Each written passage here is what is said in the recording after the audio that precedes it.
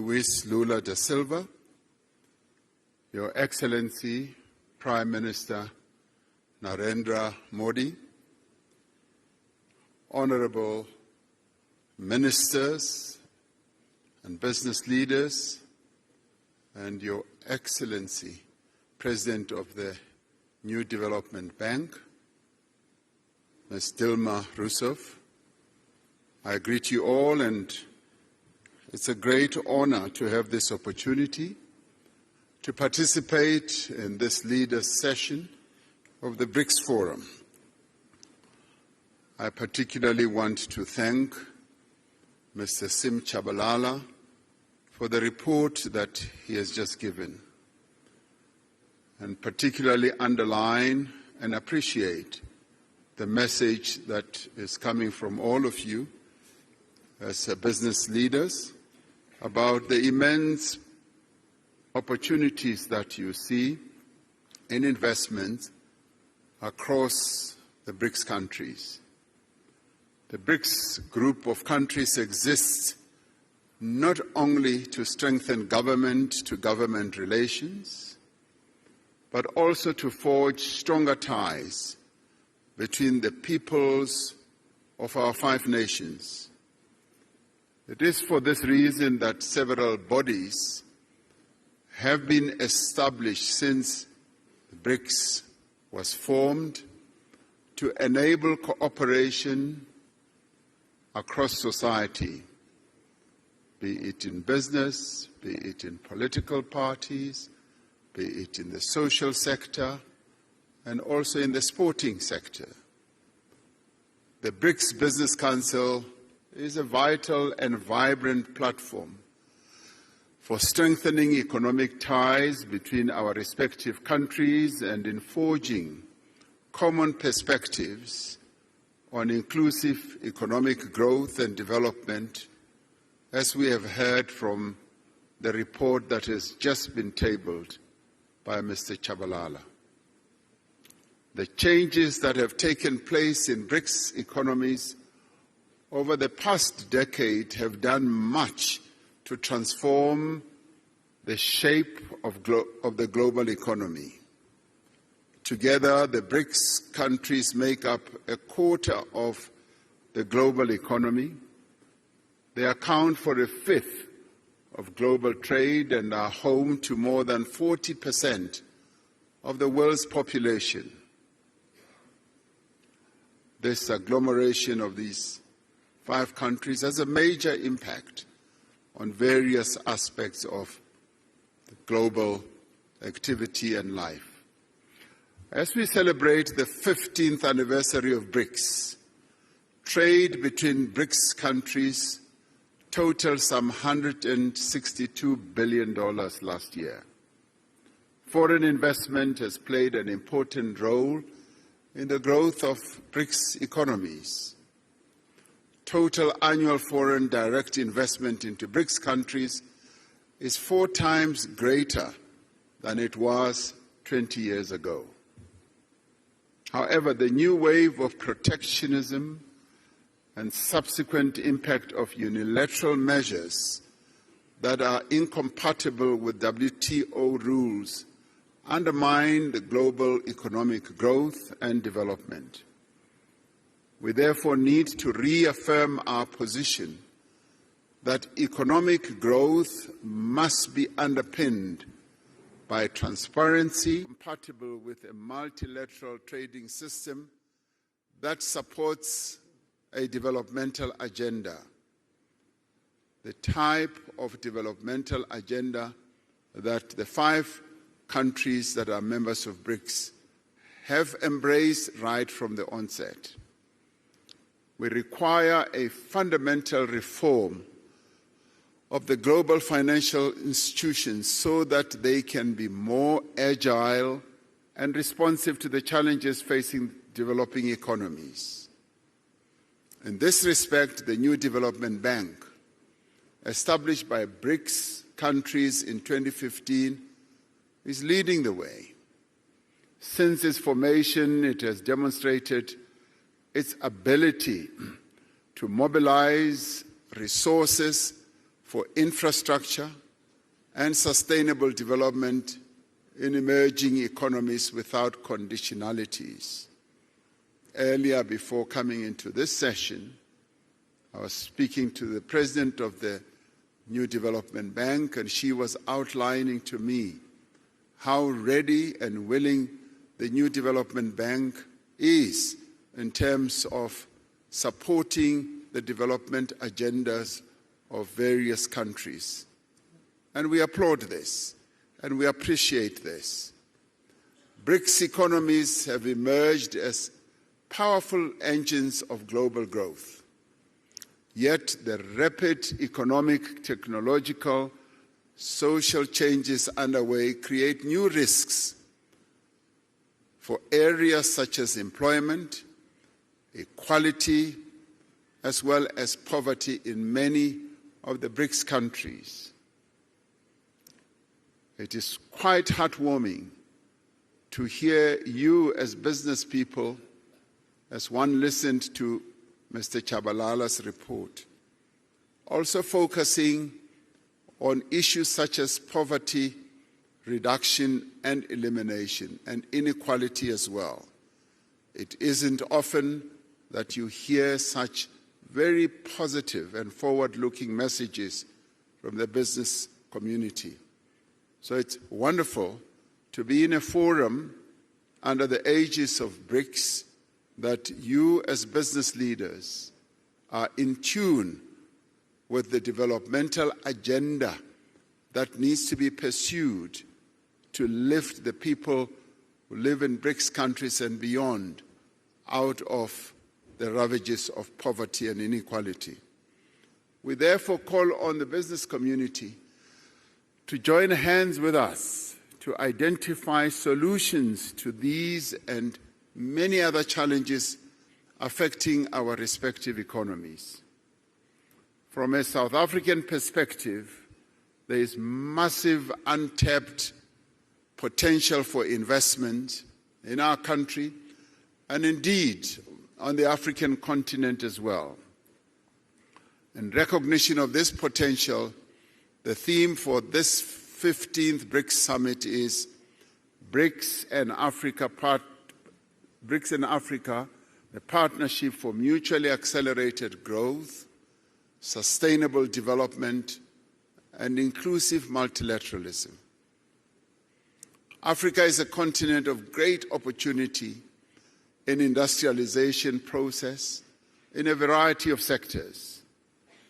This continent is rich in the critical minerals that will drive business success in the 21st century.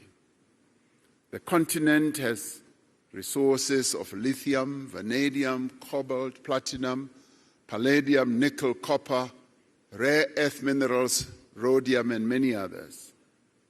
And these are the minerals that are bound and are driving economic activity across the world. African countries have made it clear that the investors of choice are those who will come and invest in our continent, but also process the resources here, close to source, so that African countries do not export rock and sand, but export finished products as we would like to do. We are developing stronger regional value chains that will connect a number of African countries, providing investors with diversity, with strength, as well as with resilience. The African Continental Free Trade Area creates a single market that is expected to grow to 1.7 billion people and nearly $7 trillion in consumer and business spending by 2030.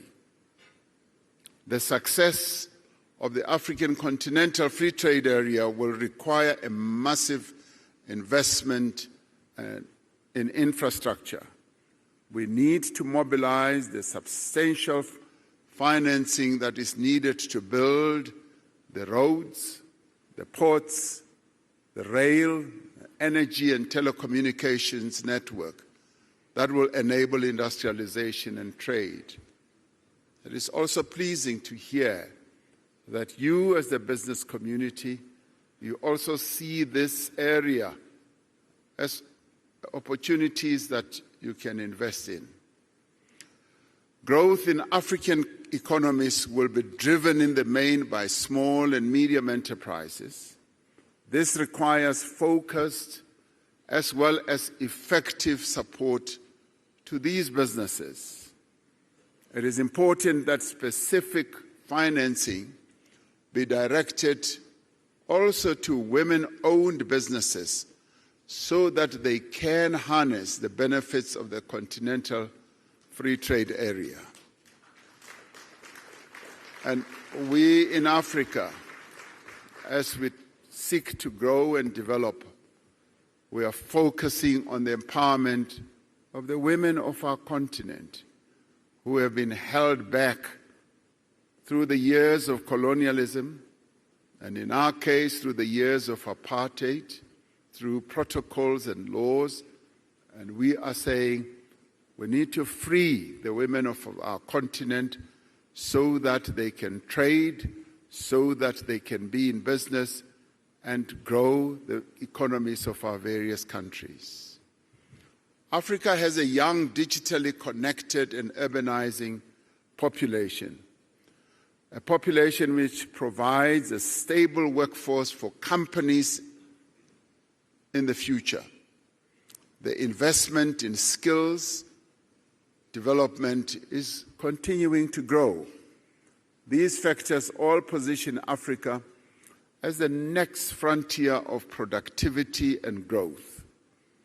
The BRICS countries have an opportunity to contribute to and participate in Africa's growth story. This can be achieved through greater cooperation in areas such as infrastructure, agriculture, manufacturing, new energy, and the digital economy. I was pleased to hear that these are also areas that you as business people are focusing on.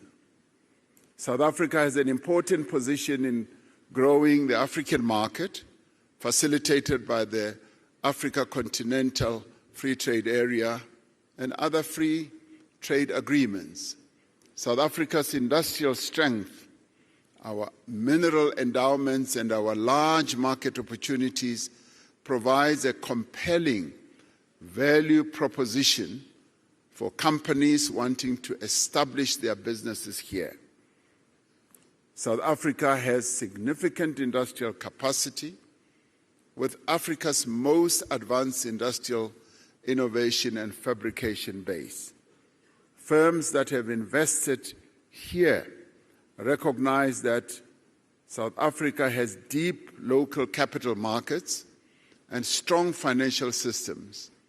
We have a diverse and sophisticated economy, and this country possesses world-class infrastructure, skills, abundant natural resources, industrial clusters, and a host of incentives to support investment. And many investment and partnership opportunities exist in renewable energy, in infrastructure, in aquaculture, in ICT, automotives, pharmaceuticals, and advanced manufacturing, amongst others. It is clear from the report that we have just received that this has been a very productive business forum. And I'd like, as I end, to commend the BRICS Business Council, the respective ministers from the BRICS countries and officials, and all business leaders who have made a meaningful contribution for the success of this business forum, and to have all of you, almost 1,500, I'm told, to have this, what I see as a very successful business forum. I sincerely hope that Your participation in this BRICS Business Forum will yield the productive outcomes that are required for us to catapult BRICS economies towards a more equitable and accelerated growth. In 2 hours or so, the BRICS leaders will sit together in a retreat to discuss a number of BRICS-related matters, and one of those is the expansion of BRICS. A number of countries, some of which are represented here, are seeking to be part of this BRICS family. And we appreciate that. It goes to show that the BRICS family is growing in its importance, in its stature, and also in its influence in the world. And we will be taking into account the various desires of various countries to be part of BRICS. So we hope to take into account the report of your discussions here as well, as we consider the way forward with BRICS. Your participation here really strengthens the BRICS story. It confirms that BRICS is an important player in the geopolitical and economic architecture of the world. And so we hope that it will continue to be so. Thank you very much for participating. We thank you.